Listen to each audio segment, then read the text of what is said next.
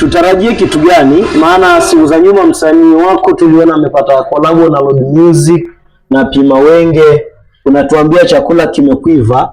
Tutegemee kolabo na nani au tutegemee kazi ya aina gani? Nitegemea kolabo na wasanii wakubwa. Siwezi kuwataja sasa hivi, ila kazi zinazokuja ndugu yangu ni kazi kali sana mno, kazi kubwa, kazi nzuri, wasanii wakubwa. Yaani tuna kolabo kubwa sana tofauti na tulizowahi kuzifanya.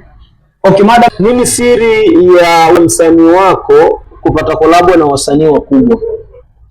Kwanza, siri ya kwanza, msanii wangu kwanza ni msanii mkubwa tayari. Sawa? Msanii wangu ni msanii mkubwa tayari, ndio maana tunapata kolabo na wasanii wakubwa. Ameshapata connection kubwa za nje. Ni vile tu kila kitu hatujataka kuwaonesha, ila kuna connection ambazo tumeshazipata za nje, sio za show, sio za nini hivyo. Kwa hiyo msanii wangu ni mkubwa.